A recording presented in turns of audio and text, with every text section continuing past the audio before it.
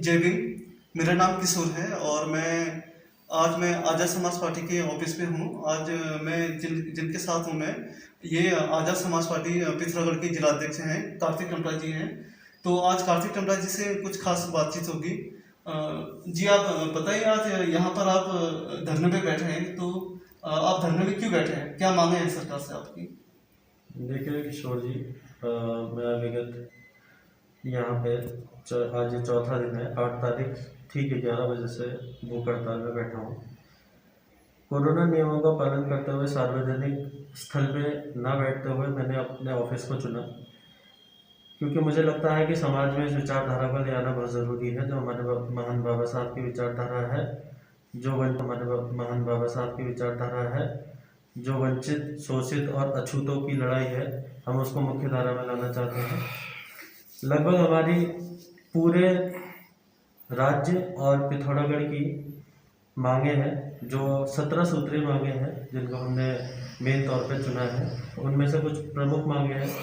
एक तो हमारा पदोन्नति में आरक्षण जो इस सरकार द्वारा छीन लिया गया है, चोरों के भांति छीन लिया गया है, उस पदोन्नति के आरक्षण को फिर से बहाल करे सरकार। बैकलॉग के पद न भरने की वजह से काफ़ी हमारे छात्रों में रोष है और आए दिन सरकार द्वारा इन बैकलॉग के पदों को भरे जाने में अनदेखी की जा रही है। हम चाहते हैं कि जल्द से जल्द इन बैकलॉग के पदों को भरा जाए।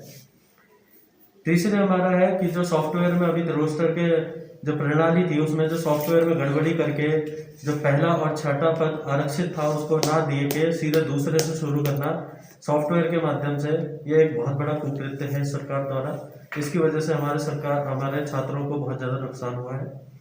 चौथी हमारा है कि अपूर्ण स्कॉलरशिप है 2011 से, जो पिछली सरकारों ने, जिसमें कांग्रेस और भाजपा भी शामिल है, इन दोनों सरकारों ने हमारी छात्रों की बहुत साल 2011 से अभी तक की स्कॉलरशिप, चाहे वो बीटेक वाले हों, चाहे वो एमबीबीएस वाले हों, चाहे वो बीबी वाले हों, बीसीए वाले हों, अन्य कॉलेजों में पढ़ने वाले स्नातक बीए और उसके छात्र हों, उन सभी की स्कॉलरशिप इन्हें नहीं दी है। तो हम चाहते हैं कि इन सब मांगों को पूरा किया जाए। जिले के तौर पर हमारी मांगे ये है कि सबसे पहले हम जिले में महिला उत्थान चाहते हैं और हम चाहते हैं कि जितने भी जिले की महिलाएं हैं जो विधवा पेंशन ले रही हैं, उनकी जो मासिक हालत को देखते हुए उनकी जो मासिक आय है वो सिर्फ 1200 है, सरकार द्वारा जो निर्धारित है, जो उनको पेंशन दी जाती है। तो हम चाहते हैं उसको बढ़ाकर 5000 रुपये किया जाए। जितनी भी समाज में हमारी महिलाएं हैं जिनके पति मानसिक और शारीरिक रूप से सक्षम नहीं है पैसे कमाने में और धन को कमाने में, तो हम चाहते हैं उनको भी 5000 रुपये बेरोजगारी मासिक भत्ता दिया जाए। तीसरा इसी में हमारी मांग ये है महिला उत्थान में कि सभी जितने ट्रांसपोर्ट के साधन हैं, जितनी हमारी रोडवेज की बसेज हैं, सरकारी जितनी भी ये लोग ट्रैवलिंग करवाते हैं, तो उनमें जो है हमारे महिलाओं का टिकट आधा किया जाए। और इसी को आगे बढ़ाते हुए महिला उत्थान में हम लोग ये कहना चाहते हैं कि जितनी छात्राएं हैं जो नर्सरी से लेके 12th तक, या फिर जितने भी हमारे प्राइवेट स्कूल्स में हो, भले वो सरकारी स्कूल्स में हो, सभी में उनकी जो पढ़ाई है उसको निःशुल्क किया जाए, उसका वजन सरकार करे। एमबीबीएस, बीबीए, एमबीए, जितने भी हमारे कोर्सेज हैं जिनमें बहुत ज़्यादा प्राइवेट कॉलेजेस के द्वारा या फिर सरकारी कॉलेजेस के द्वारा इतनी ज़्यादा फीस बढ़ाई गई है, उस वजह से पहले हमारी महिलाएं पढ़ी लिखी नहीं थी, वो आगे मुख्य धारा में नहीं आ पा रही थी। इस फैसले के कारण हमारी महिलाओं को सबसे ज़्यादा नुकसान होगा। तो जिले के तौर पर हम देखते हैं कि जिले या राज्य में सभी जगह जो है हमारी छात्राओं का जितना भी खर्चा होता है पढ़ाई का, उसको वहन सरकार करे। अगर आप उसका खर्चा, आपको उसके शादी के लिए पैसे देने की ज़रूरत नहीं है, आप उसको पैसा दीजिए तो उसकी पढ़ाई पे लगाइए, क्योंकि जब तक आप ही नारा देते हैं कि पढ़ेगा इंडिया तभी तो बढ़ेगा इंडिया, तो अगर इंडिया को बढ़ाना है तो सबसे पहले वहाँ की महिलाओं को बढ़ाइए, ये हमारा मानना है।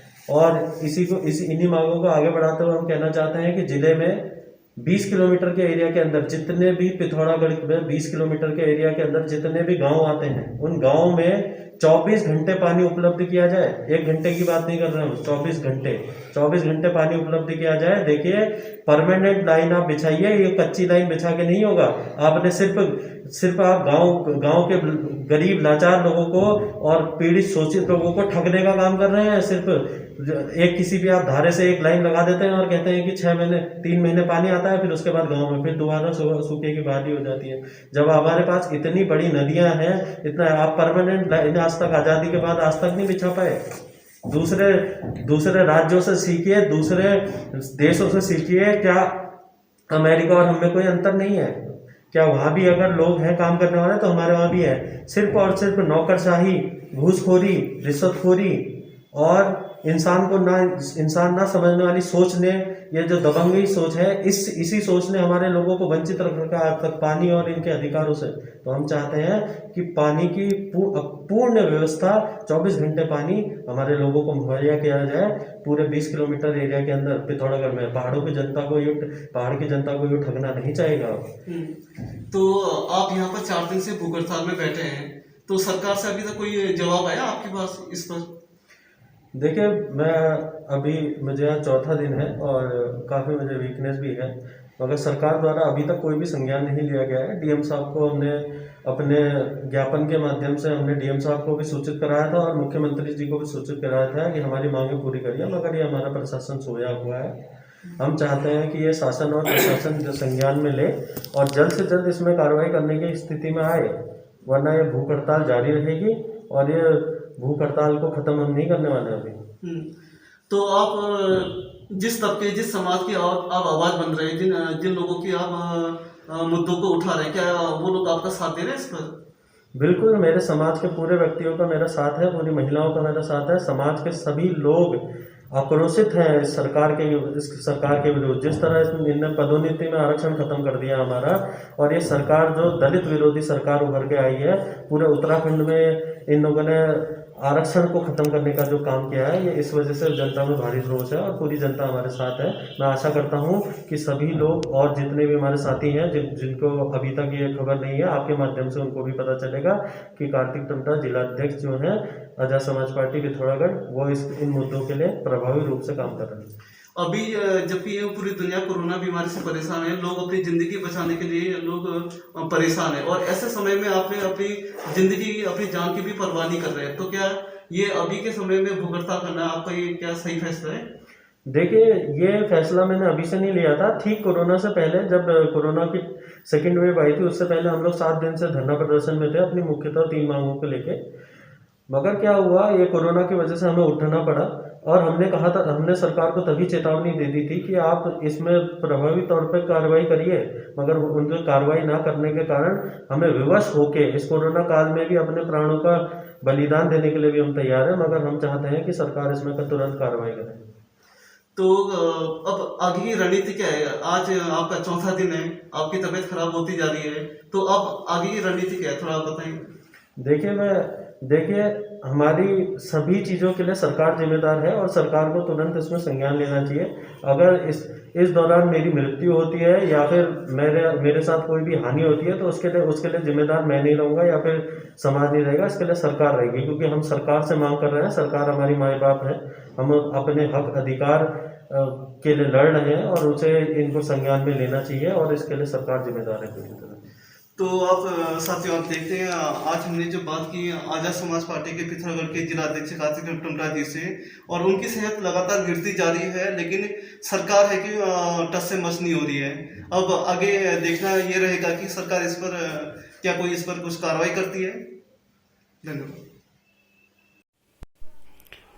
जब भी, मेरा नाम किशोर है और मैं आज आजाद समाज पार्टी के ऑफिस में हूँ। यहाँ पर आप जिनको देख रहे हैं, ये आजाद समाज पार्टी के पिथौरागढ़ के जिलाध्यक्ष हैं और ये पिछले 5 दिनों से यहाँ पर भूख हड़ताल पर हैं। आज इनका 5वां दिन है और इनको इतनी ज़्यादा कमजोरी होगी, इनकी मतलब सेहत लगातार गिरती जा रही है। आप देख सकते हैं कि इनको अभी ये क्या बोलते हैं इसको,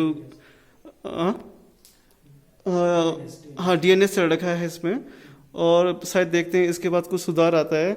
लेकिन जो सरकार है वो टस से मस नहीं हो रही है इनको। मतलब इससे मतलब साफ जाहिर होता है कि भाई इस सरकार को आम नागरिकों की कतई परवाह नहीं है और आम नागरिक मरे तो मरे, लेकिन इनको कोई मतलब नहीं है। अब आम आदमी कहाँ जाएगा? और हमने कोई गलत, यहाँ पर आजाद समाज पार्टी ने कोई गलत डिमांड तो रखी नहीं है, वो आम आदमी के मुद्दे ही उठाए थे। लेकिन अब देखना ये रहेगा कि भैया आगे लगातार इनकी स्थिति खराब होती जा रही है, फिर आगे क्या होता है देखते हैं इसमें। नेशनल दस्तक की आपसे गुजारिश है कि अगर इसको बचाना चाहते हैं तो नेशनल दस्तक को सब्सक्राइब करने के लिए रेड कलर के सब्सक्राइब बटन को दबाएं, फिर बेल आइकन की घंटी दबाएं। नेशनल दस्तक को बचाने के लिए बहुत जरूरी है कि हर खबर को शेयर करें, लाइक करें, कमेंट जरूर करें।